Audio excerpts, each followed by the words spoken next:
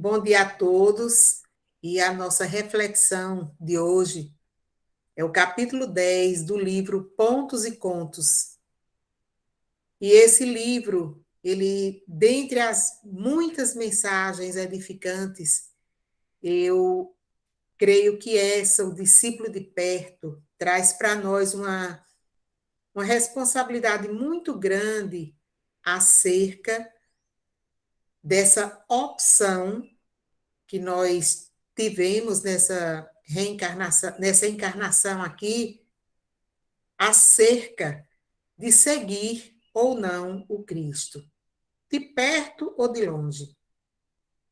E essa responsabilidade nos traz hoje uma reflexão também de como nós estamos nesse afã de querer acertar, se nós estamos querendo ser esse discípulo de perto, né? Como todos sabemos que a juventude é um período de muita energia, de muitos sonhos, de muita vontade de se lançar a esse desconhecido. E nós também tivemos essa fase, mas ainda nós, nessa caminhada espiritual, nós já somos esse homem reflexivo, esse homem que já sabe onde pisa, o que quer, ou nós somos ainda esse jovem assim, idealista, aventureiro. Então vamos mergulhar nessa mensagem para ver onde é que a gente se encontra. Então nós temos aqui um jovem chamado Efraim, filho de Atade. Ele tão logo soube que Jesus se rodeava de pequeno colégio de aprendizes diretos para a enunciação das boas novas, veio apressado em busca de informes preciosos. Divulgava-se com respeito ao Messias toda sorte de comentários. O povo se mantinha oprimido. Respirava-se em toda parte o clima de dominação. E Jesus curava, consolava, bendizia, chegara a transformar água em vinho numa festa de casamento. Não seria ele o príncipe esperado com suficiente poder para redimir o povo de Deus? Certamente, ao fim do ministério público, dividiria cargos e prebendas.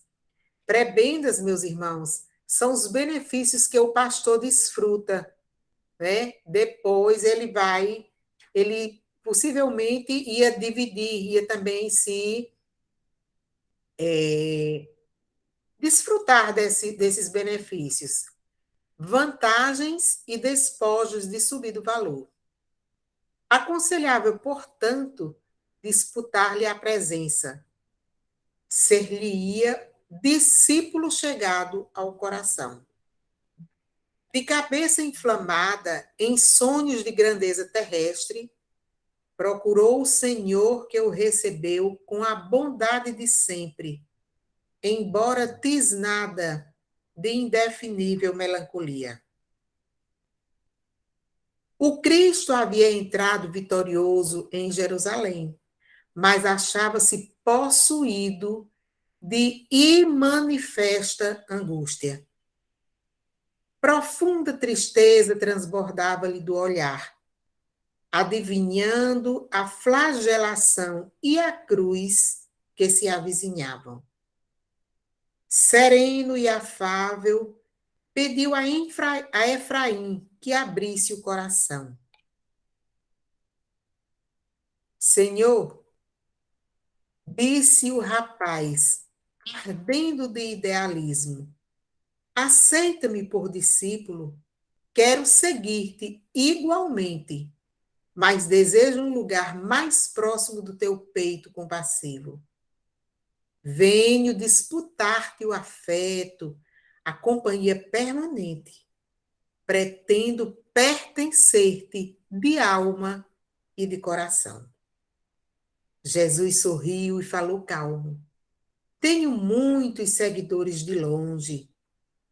Aspirarás, porventura, à posição do discípulo de perto? Sim, mestre, exclamou o candidato, embriagado de esperança no poder humano. Que fazer para conquistar semelhante glória? O divino amigo, que lhe sondava os recônditos escaninhos da consciência, esclareceu pausadamente. O aprendiz de longe pode crer e descrer, abordando a verdade e esquecendo-a periodicamente. Mas o discípulo de perto empenhará a própria vida na execução da divina bondade, permanecendo dia e noite no monte da decisão.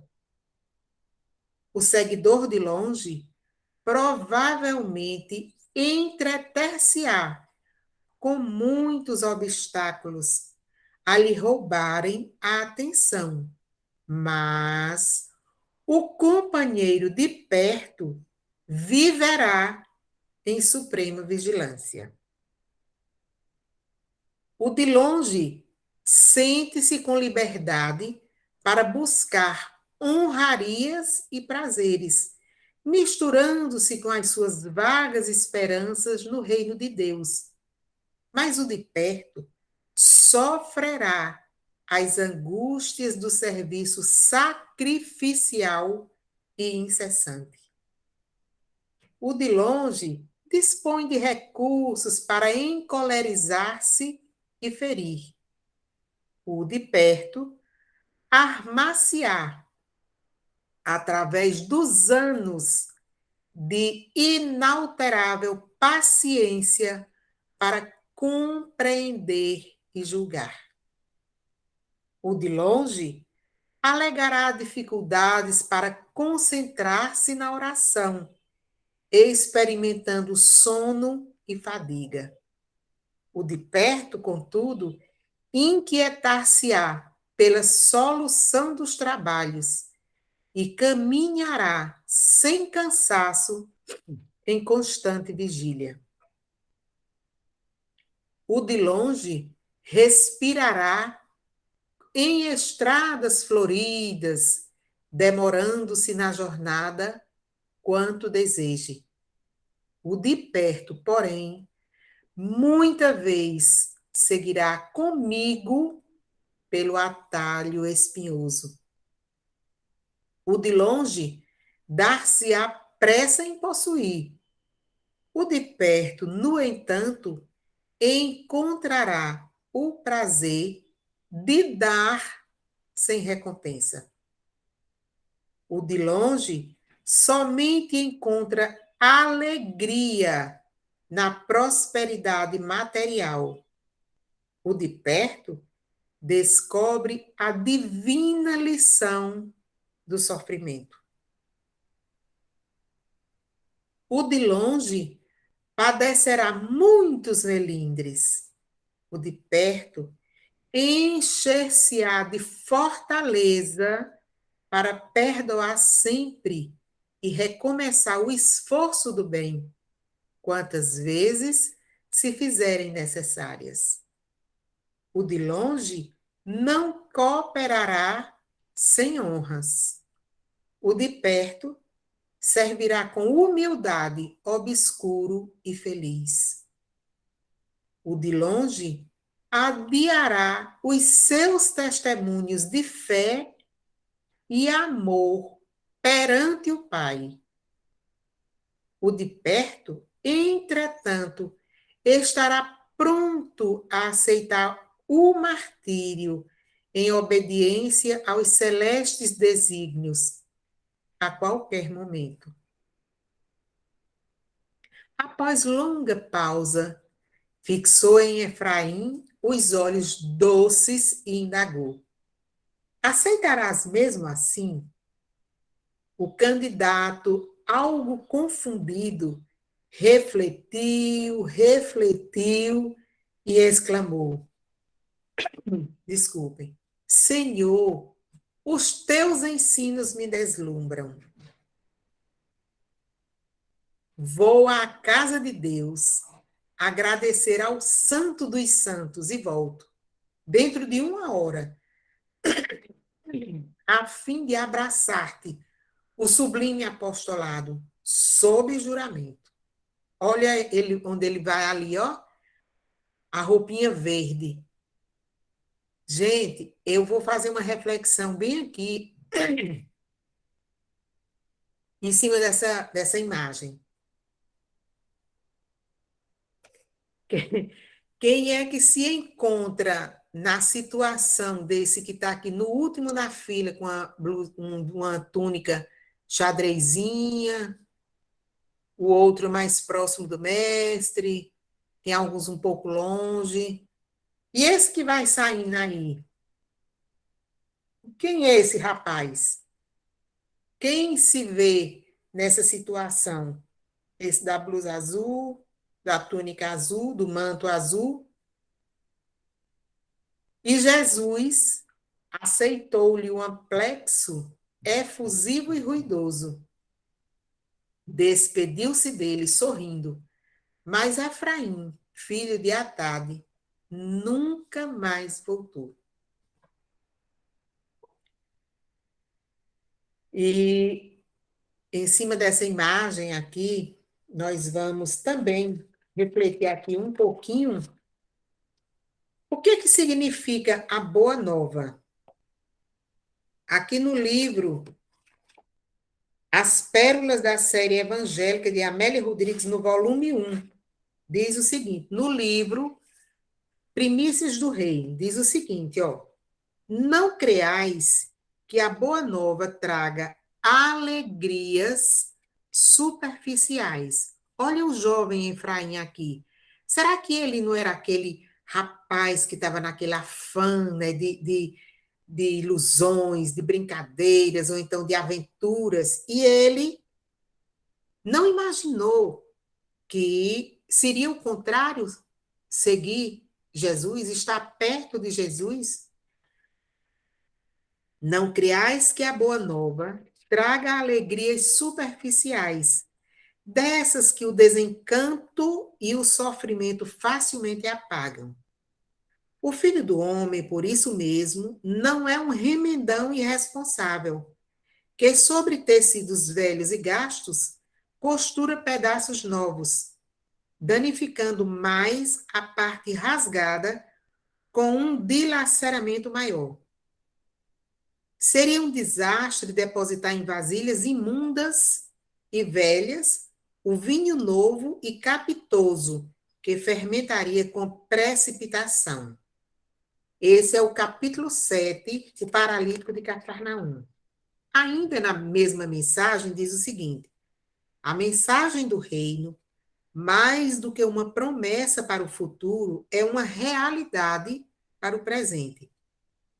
Penetra o íntimo e dignifica, desvelando os painéis da vida em deslumbrantes cores. Os ânimos naqueles dias estavam exaltados. O desatavio das palavras vigorosas do Rabi não permitiam equívocos. Seus ensinos eram sementes da verdade. Interrogado, respondia com lúcida segurança. Seus conceitos não se coadunavam com as estranhas práticas em voga, nem se subalternizavam às legislações correntes. No livro Quando Voltar a Primavera, narra João, em 2, 1 a 11, em linguagem clara e precisa, sem retoques nem confusas imagens de retórica. A ocorrência é comovedora das mais belas. A única em que toda boa nova que se dá em clima de alegria, na qual Jesus participa dos júbilos gerais, permite-se viver as alegrias transitórias do mundo. Possui um sentido profundo, guarda uma mensagem oculta, delicada, transcendente. Esse é o capítulo 2, As Núpcias em Caná. E para terminar essa leitura aqui de Amélia Rodrigues, para a gente conversar, no livro Dias Venturosos, diz o seguinte: a partir daquele momento, a música da sua voz jamais silenciaria na terra, e a misericórdia do seu amor permaneceria para sempre. Iniciavam-se, então, as boas novas. Começava o ministério de luz. Esse é o capítulo 1 do livro Dias Venturosos, o Ministério de Luz. Então, meus irmãos, será que nós estamos buscando essa entrega a Jesus? Quem somos nós aí nessa figura, nessa fotografia? É apenas uma simbologia, uma ilustração que eu trouxe para a gente refletir. Porque essas mensagens de Amélia Rodrigues, elas tocam no fundo da nossa alma. Como disse nossa irmã Luzia, Maria Luzia, Amélia esteve lá. E nós? Nós estamos querendo estar perto, vivendo na pele o que Jesus viveu. Lembram daquela mãezinha que disse: Senhor, eu queria que esses dois filhos, ela veio fazer a entrega dos filhos a Jesus, e disse: eu queria que eles dois estivessem contigo, um à direita e à esquerda, mais ou menos assim. Aí Jesus disse: mãezinha, será que eles vão ter a coragem de beber o cálice que eu beberei? Então, nós muitas vezes, embriagados, como fala aqui no texto, ó, embriagado de esperança no poder humano. Nós queremos a melhor posição no centro espírita, nós queremos que nossa opinião, nossa sugestão, ela prevaleça dentro de casa, no centro espírita, na rua, no momento que eu vou passando aqui, dirigindo meu carro com a minha bicicleta, eu quero que, né? Eu sempre estou querendo o melhor, a melhor posição para que eu me encontre numa sociedade com tantas dificuldades, mas eu ainda quero o melhor. Será que eu não estou, ou eu estou na condição assim de ceder um pouco? Bom, hoje foi, né, Giovana que optou, ela quis fazer esse cardápio aqui para a sopa, e eu sempre quero fazer o cachorro quente. Será que Giovana hoje não poderia deixar que eu fizesse pelo menos aqui um arroz de leite, alguma coisa, uma comida aqui para servir aqui na evangelização? Não, ou é sempre a ideia de Giovana que permanece. Nós precisamos ver se nós estamos querendo estar, ficar, permanecer no monte de decisão. Aqui, ó, permanecendo dia e noite no monte de decisão. Ou nós somos aqueles, o sol está muito quente, eu vou deixar para lá, né? Eu vou deixar para lá porque está quente demais, agora a gente vai queimar minha pele, eu não posso ter um problema de pele, eu preciso me refrigerar, está muito quente, eu não vou fazer nada agora por ninguém. Quando o sol esfriar, a gente sempre coloca um mais. No livro Pão Nosso, tem uma mensagem que é o mais e nós. Quer ver? A lição 171. Na lição 171, tem uma mensagem assim gigante que diz, página 171, ó, diz aqui, o mais e os discípulos. O discípulo aplicado assevera, De mim mesmo nada possuo de bom, mas Jesus me suprirá de recursos segundo as minhas necessidades. Nós estamos também deixando tudo nas mãos de Jesus, para ele resolver ali nossa indisciplina, nossas infelicitações. Mas ele diz aqui também uma coisa que me chamou muita atenção, é que o discípulo de longe, ele alegará dificuldades para se concentrar na oração. Vai dizer que está com sono, que está com fadiga, e de perto, não é? O de perto vai inquietar-se pela solução dos trabalhos e caminhará sem cansaço e constante vigília. Será que se Esté cansar, Esté vai aqui com a panela de sopa para o centro espírita, e Esté cansou no meio do caminho, e está chegando a hora de entregar a sopa, será que eu, Ivone, vou me disponibilizar a carregar essa panela de sopa com Esté? Mas era Esté a responsável. Sim, e eu? Estou aqui, ó, desocupada. Será que eu estou disponível para carregar essa panela de sopa agora, esse fardo com Esté? O discípulo de perto, ele faz assim. Ele não vai medir esforço. Não, porque hoje é quarta, hoje não é dia de isso, aquele não sei o quê. Não. Outra coisa que nos chama muita atenção aqui também é que o de longe dá-se a pressa em possuir. Ó, quando o de longe fica ali, eita, se eu fizer, ele fica pensando aqui, ó, se eu fizer o evangelho lá, se eu for fazer isso, né, quando eu puder, eu vou, os benefícios eles vão chegar logo, ó. Os benefícios, ele vai ter pressa em possuir. Eita, se eu fizer isso, eu também já vou ter aquilo. Mas o de perto encontrará o prazer de dar sem recompensa. Será que nós estamos na condição ainda de bater o levou? Ou se nós estamos querendo dar outra face? E outra face, sim, a face da compreensão, a face da paciência, a face de quê?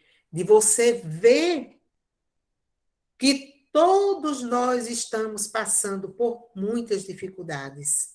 Todos, todos. É o filho, é o companheiro, é a nora, é a sogra, é o genro, é o neto, é o chefe, é o vizinho, é você. A gente sempre coloca os outros, né?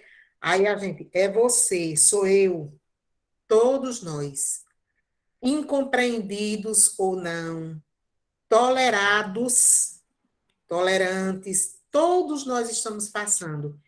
E qual é a nossa posição, qual é a nossa situação hoje em relação a ser esse discípulo de perto? Será que se Jesus dissesse assim, Voninha, minha filha, é o seguinte, nós vamos aquietar hoje aqui nessa praia, né? Vamos aqui estar aqui em Dalmanuta. Vamos em Dalmanuta. Eu acho fantástica aquela lição 11 do capítulo do livro Boa Nova. Que Dalmanuta era uma cidade de 60 habitantes.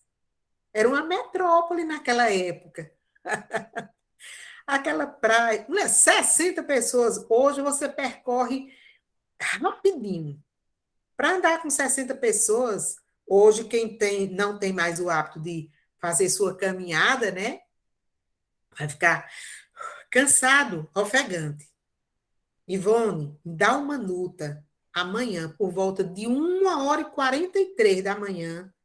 Eu vou precisar, minha filha, que você vá levar esses cobertores, porque se avizinha um vento muito frio e gelado. E eu vou estar ocupado fazendo outra coisa.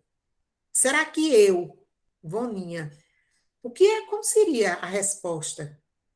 A minha cara, eu ia fazer, Ave Maria, de novo. Lá vem Jesus querendo que eu saia de minha cama, de minha rede, para me ir deixar esses lençóis em dar uma nuta. mas daqui para lá são uns 20 minutos. Então, se 20 minutos, eu teria que levantar, eu teria que, umas 11 horas da noite, eu já estar com os pacotes de lençóis prontos para levar para lá. 1h43.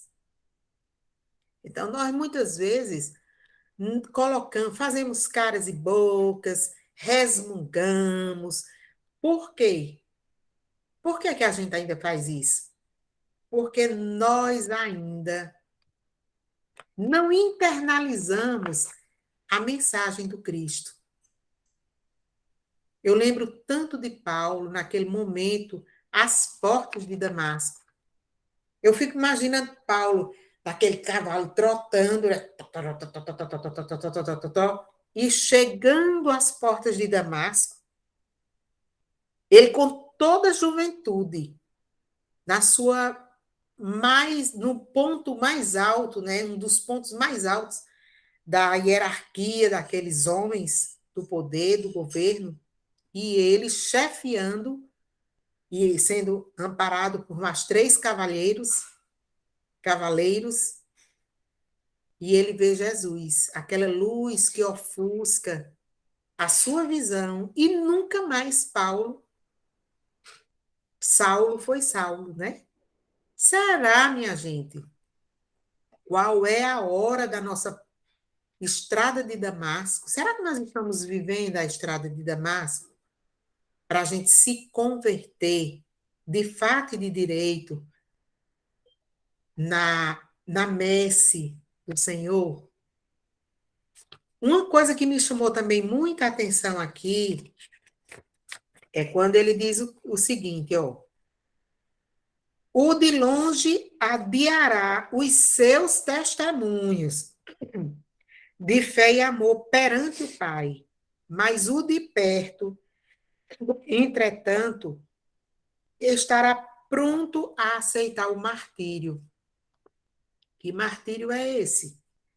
Em obediência aos celestes desígnios, a qualquer momento. Quem lembra aqui, no estudo do NEP, a semana passada, sábado passado, André trouxe para nós uns slides da crucificação, da morte desses apóstolos, desses 12 homens que estiveram ali ao lado de Jesus. Diuturnamente pregando e praticando. Então, cada um foi de um jeitinho, de cabeça para baixo, sem cabeça, cortando os pés, membros.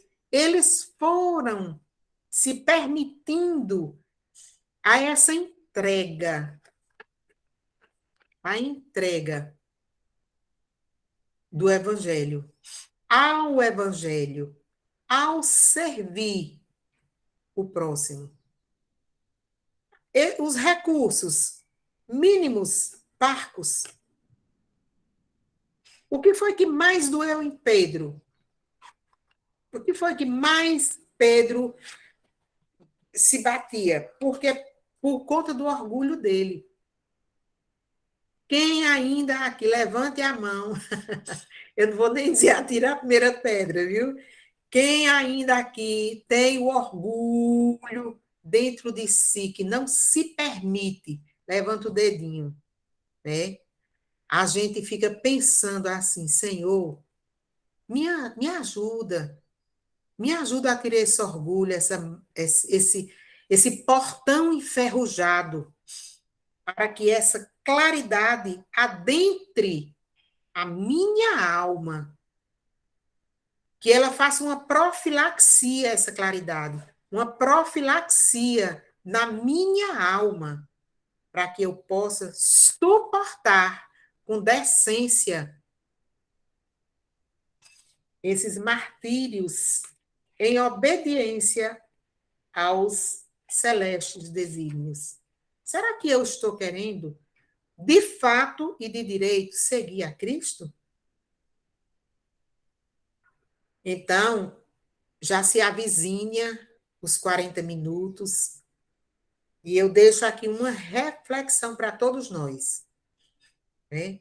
Eu estou querendo ser o discípulo de longe, eu continuo querendo ser, não. Eu continuo, que eu estou de longe. Eu continuo sendo o discípulo de longe ou já quero me tornar o discípulo de perto, com os pés no chão. Aquele discípulo de perto, com toda. Senhor, ó, vamos lá. Senhor, o que queres que eu faça? Eu estou querendo ser essa pessoa? Não? Mas faça o seguinte: pegue o evangelho e comece. Evangelize quem? Quem é que você vai evangelizar nesse momento? Você. Mantenha o culto do evangelho no lar. Doela em quem doela. Participe dos estudos que a sua casa espírita oferece, que os outros irmãos estão te oferecendo, te possibilitando através da tecnologia. São os novos Paulos de Tarso moderno, viu? São esses que estão a nos enviar os links. Aproveite essa hora. Não fique na hora vazia. E esse mais, aqui, ó, lição 79. Vamos fazer uma tarefinha de casa. Lição 79 do livro Pão Nosso. O mais e os discípulos. Não vamos botar uma vírgula, mas se der certo, não. Vamos aceitar. Com hombridade. Eu perguntei a uma amiga minha, um dia desse, muito estudiosa, essa amiga, como era que a gente se convertia. E ela disse que convertidos já fomos todos, estamos todos. Eu achei tão lindo da parte dela, né? Esse carinho, dizer que nós estamos convertidos, que nós já aceitamos ouvir, lidar com o Evangelho através desses estudos incansáveis. Então, que nesse momento Jesus possa extrair os melhores sentimentos em nós, retirar-nos das profundezas dos sofrimentos que a gente acha que não vai sair deles. Seja qualquer tipo de dor, mas que a gente tenha essa serenidade, que a gente busque, através da oração, essa entrega. Que Efraim, os Efraíns da vida, que eles possam ouvir, que eles tenham ouvidos de ouvir e olhos de ver os benefícios da mensagem de Jesus. Tenham todos um bom dia e que, nesse momento, eu vou passar a palavra para você, minha princesa. E eu quero agradecer ao convite, né? E a confiança que vocês têm em mim, que não é brincadeira, não. Mas que a gente possa ler mais essa mensagem. E a tarefinha de casa, a lição 79. Tá bom? Um beijo.